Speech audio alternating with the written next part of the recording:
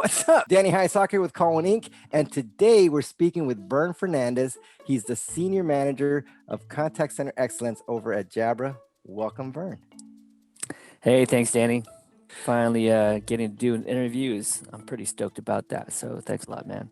Yeah, and I'm kind of excited about the topic because it's happening more and more because of this current climate. You know, you have contact centers all over the world, and including here in the U.S., and folks are kind of shifting and pivoting. And so I have a list of questions that are center around the contact center space.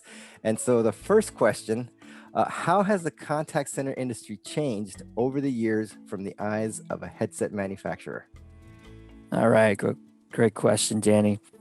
So, I've been in this business since 2003, been at Jabra since for the last 8 years. And, I've got to see it evolve over time. And one of the things that I've noticed about headsets is that it's not just really a peripheral anymore. They've become much more intelligent, much smarter. We like to think of some of our devices as even AI sensors. So, with that in mind, one of the things is when you're a peripheral, you can just kind of plug and play, which we certainly have those headsets, and that's great to have. But then you have headsets that play in the sandbox together. I mean, they're real endpoints to enterprise architecture, and there's certain things that they deliver to you. There's certain things that they manage. You can configure them, you can track them, and you can do some analytics and stuff in the contact center. Based on voice quality and speech analytics and kind of the quality of that data that you get in terms of what a headset can provide for that environment.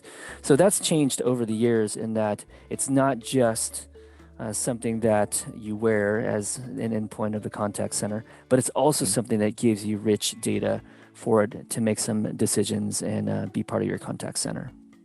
Nice. All right. So what do you feel are some of the challenges that contact centers around work from home agents in terms of managing that environment? So yeah, we've seen a lot of that happening in the past few months, and it was happening before, but it's definitely been accelerated now. And so some of the challenges is that many agents have metrics to cover. They've got average channel times to work with. They've also got adherence, and they've got customer satisfaction scores. And when you go home, you might be in a 2-bedroom apartment, with 3 kids that you've got to school at the same time.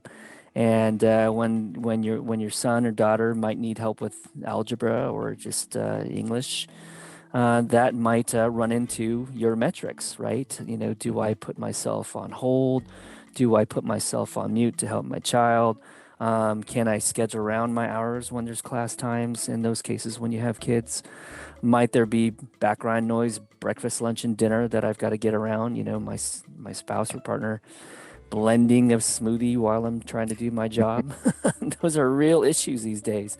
And so how do I find the right device that allows me to work and almost camouflage myself as an agent and allow me to have a great conversation with my customers and not struggle to hear or be heard during that conversation? So meeting your metrics along with dealing with your daily life has been something that we've been addressing as we've gone along. All right. So why does the voice of a brand matter? And how can a brand sort of see or how that voice sounds? So for us, the voice of the brand is very important. When we take a look at a contact center, you are spending a good amount of money investing in your customer experience. And we know that that's important for call centers. And so you might be investing in your IVR or analytics at the beginning, or trying to take care of things with chat or email. And you've got your omni-channel environment to kind of work with. And so when you go through all that and you still can't solve your problem, you couldn't find it out, on the internet, you end up taking that call with the agent, and the agent now becomes a brand ambassador for you. And you might have even come into that call maybe frustrated because of that experience of not solving the problem within 10 minutes or whatever it was. So now you've got a more complex call because obviously chat couldn't provide an answer or some IVR, and the agent's got to sound great. The customer has to sound great to the agent. And that has to be a good interaction, just out of respect for that customer who's going through that process with you. So to me, the voice of your brand matters in this situation. All And right. one of the things that we allow you to be able to do is to see what the voice of your brand looks like, through your interior agents, the people that are within the call center. And then we also allow you to see what it looks like, even if you outsource that to some of the BPOs that you might want to work with. So we give you a bit of transparency to that process in understanding the voice of your brand. All right. So what are the best practices for testing headsets? Danny, you're the pro at that, man. So I love it when I see your TV go from 30 to 50, and because that's real. Yeah. And you don't have a kitchen behind you, but there may be a kitchen behind you there. So when you test out a headset, test it out for that noise cancellation for sure. Record those calls, maybe with different headsets from different brands and manufacturers, and see how they sound. And put those wave files on a PowerPoint and show a CXO, do we want to sound like this or do we want to sound like that, right? So test it out for noise cancellation. Also test it out for the comfort. Ideally, you might be on this headset for 8 to 10 hours.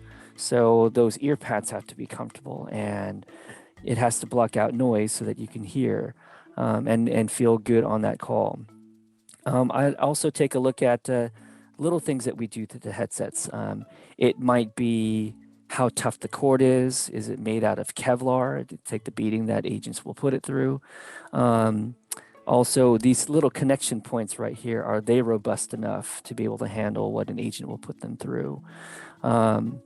So anything that allows that agent to really have a comfortable call and not struggle to hear the call. You're struggling to hear the call when your head is out forward and you're really trying to listen. And if you get any of that, then you can probably have a better sound experience or quality experience with a better headset. Yeah, I don't know how many times I've walked through contact centers or businesses where people are literally, I mean, you get headsets to be hands-free, and you see the agents holding the headset and pushing the speaker to their ear because they can't hear well. Right. But yeah, so I haven't had that experience with the Jabra headsets. But so this is where I'm going to kind of do my own little plug, right, for ourselves here. So the best way to engage Jabra to identify, or to work with them on contact center solutions is to contact your Call One or Hello Direct account representative, and we'll put all the information in the description box below. Vern, I want to thank you so much for taking time. We go back a long way at Call One, and Jabra go back like 30 plus years. So we've been working with you guys. You've been an outstanding partner, and we know our customers appreciate all the effort and time and resources that you guys put into creating fantastic products. So thank you. All right. Thanks, Danny. All right, guys. See you guys next time.